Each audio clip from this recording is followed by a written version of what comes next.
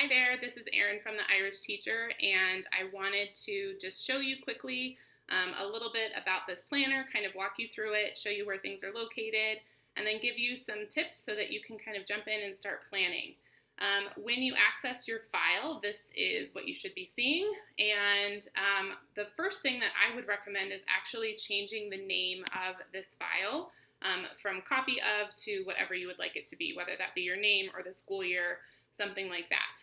Another thing to consider is if you are planning or hoping to use this planner year after year, an option that you might want to consider is actually to name the first file that you get Master Teacher Planner, so that this stays your master copy and you're not editing that, so that each year you can come back and make a new copy of your master and start over for that school year. To do that, what you would do is after you've renamed it Master, you would come up to File. You're going to choose Make a Copy and select the entire presentation. From there, you can rename it, and again, I would name it the school year and your name, or whatever you would typically call it. So I've done that over here, where I've made a copy of the entire presentation, and I've just named it 2020, 2021. So then for this school year, this is the file that I would be editing and using for my plans. And then next school year, I could come back to this master copy, and I would just make an additional copy, and I would title that one 21, 22. And I could do that each year so long as I wanted to. So now that I've done that, I want to show you around where everything is located and kind of show you how to start editing, things like that. So the first page is just the cover page, similar to if you had a physical planner. And then the next page is sort of like the inside cover page. And this has a spot for you to type your name. If you would like, you can do that just by creating a text box right there and typing it in that. You can change the font, do all of that stuff. And then that's it for that one. And then underneath, there are some buttons that I've inserted that you can link to these different things. Now, they're not linked ahead of time because obviously everybody's standards, gradebook, and attendance are going to be different, but these are really easy to link if you're using digital versions of these things. So if your district or county or state has a website that you use to pull your standards from, you could link to that website. You could also, if you have purchased something on TPT, or you have a PDF that has all of your standards listed, something like that, you could upload that PDF to your Google Drive and then create a link to that document so that when you click this button, it takes you directly there. For Gradebook and Attendance, if you're using a digital version of those things, you can, again, link those either to that website, or personally, I use a Google Sheet for both of those things. So I would link mine to my Google Sheet so that when I'm in my planner, I can easily access my Gradebook and my attendance, and I don't have to actually go type in a website or anything like that. So to create a button out of these, what you're going to do is actually select whichever one you want to link, make sure it's highlighted, and then you're going to come up here to this insert link button right there. And from here you can paste that URL, and then you just click apply. That's it. Super simple. So there's those. Now, if you don't like the color scheme that these are in, you want to switch it out, you do have the same buttons but in different colors at the end of the presentation, which is what I'll show you next. So if I go to the next slide, this is where all of your months are sort of laid out. These are almost like if you, again, had a physical planner, you might have tabs on the side of your physical planner where you could grab that tab and flip to that month. These do the same thing but digitally. So these are all linked, so you can click on this one and go directly to August for all of the months. And then down here, you have two icons, and you're going to be seeing these on all of the pages pretty much. The post-it icon is going to take you to the end of this presentation, and there are a bunch of digital stickers, and that's where these, the different options for these are located. And then this little guy is your home button. So you can click that anytime and it will take you back to the very first cover page. So you can access these in this mode, which is like the editing mode. If you click on it, you'll see it's linked, so you can just click right there. Or if you are in present mode, you can just click it once and it will take you directly there. So if I click on this little post-it guy, it's going to take me to that slide where all of those stickers are located. So bear with my slow internet for just a second. There we go. Okay, so these are blank little button backgrounds. So you can swap out that pink one if you wanted a different one just by copying and pasting. Here are all of the years that are included. So again, when you go back and make another copy for next school year, you could just swap out the years that way and copy and paste that way. If you continue to scroll through these stickers, you have all of the weeks of the year. So you can include those on your week pages, and I'll show you those in just a minute. If you wanted to title yours instead of teacher planner, if you would rather it say lesson plans, you have a sticker for that also right there. So again, you can just copy and paste to switch those out.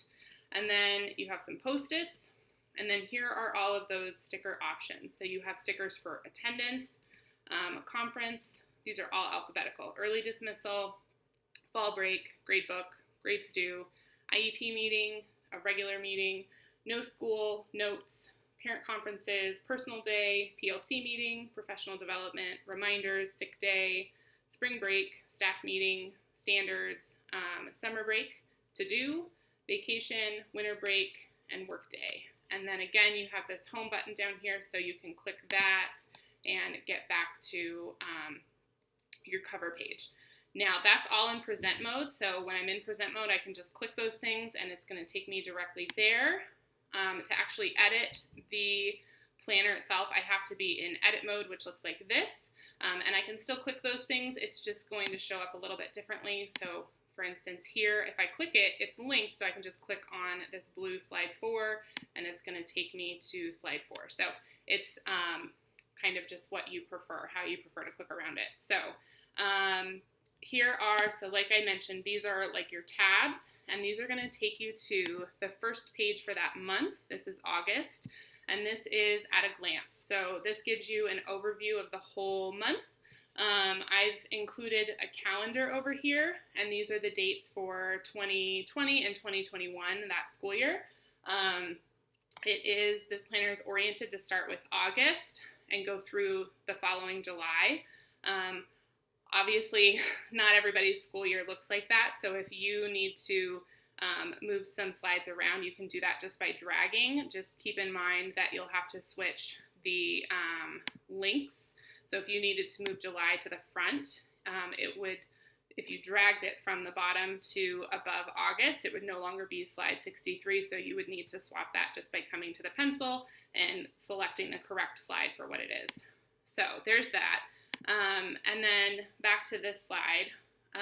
So the dates are plugged in here, and there's a spot for above each one where you can type the week number.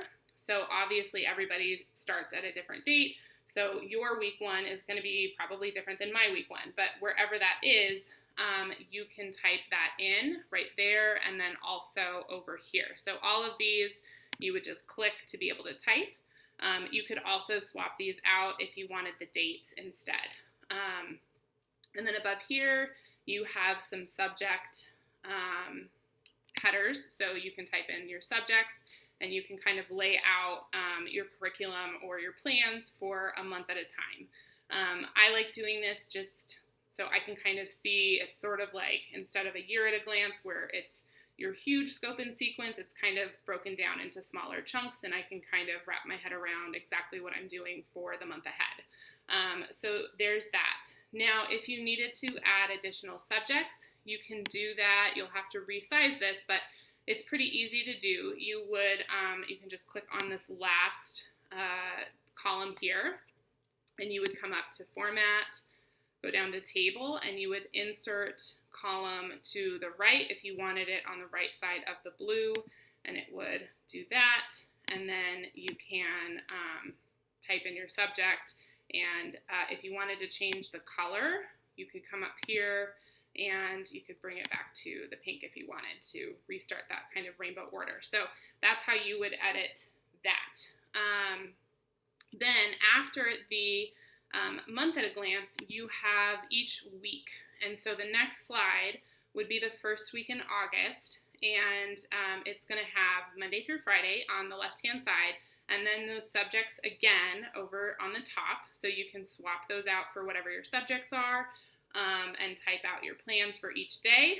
I like to actually, since this is digital, I like to link different things, whether that be activities or slides that I'm using. I'll actually link those into my plans so that I can access those easily throughout the day when I'm teaching or assigning things. I like to have links right there so I can just click it and there's what either I'm teaching from or the activity that I need to print or assign to students. So I found that to be a huge time saver.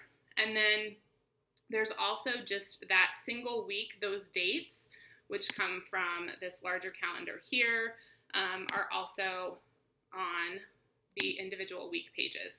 So again, you can change the week to a number, or you could type in the dates, or you could delete it altogether. It's totally up to you. And then on my personal planner, what I do is I put the week number up here, and I get those from the stickers. So let me show you which one I'm talking about. So it's the second sticker page. So if this were week 1 for me, I would come down here and I would copy week 1, and then I would go back to that slide and I would paste it right here up at the top. Obviously, you don't have to do that if that doesn't work for you. If you would rather type the dates up there, you know, you do you. So there's that option for you as well. And then I've left all of this space over here so that you can add any of the Post-it note stickers and or any of the stickers, the little rounded stickers that say to do or reminders or whatever. You could post those here and then make a text box for yourself and type out your to-do list or any meetings that you have that week, things like that. You can also paste those stickers directly into any of these. So let's say, I'm not going to scroll, let's say I had a meeting on Wednesday. I'm going to come down here and find, I actually have, let's say I have an IEP meeting on Wednesday. I'm going to find the one that I want. I'm going to copy it. So I did my keyboard shortcut. I'm on a Mac, so that's Command C. And then if I'm on my first week in August, and let's say I had an IEP meeting here, I'm going to drag that, and I can resize it just like that, and I can kind of keep playing with it until it's fitting in that box the way that I want to, just like that, and then just like that. So I know that that's coming up on that Wednesday. So that's kind of how you can use those stickers as well. Same with if you didn't have school, you could copy and paste that and drag it across the whole day so that it fits. So there's those. So you can use those in the plans themselves, and then you can also use them over here, either with the Post-it notes or just to make like a to-do list. So I'll show you what I'm thinking about for that.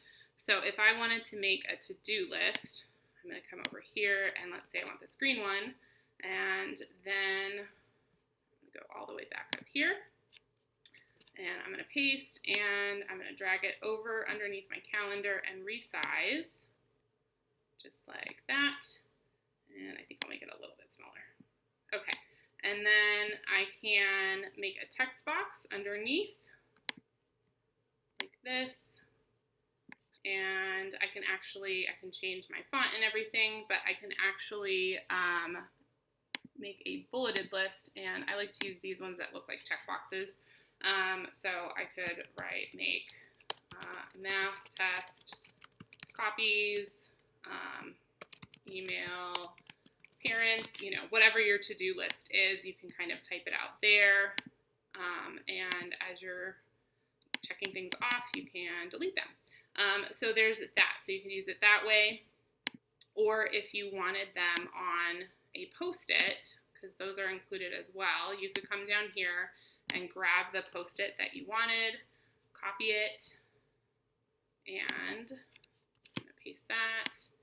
And if I wanted them to show up on the Post-it, I can do that. And then obviously it's covering up the text, but if I come up to arrange and order, I can send this to the back, and then there my text is on top of it now. So there's some options for that. So that's how you can kind of use those stickers and what the pages look like themselves.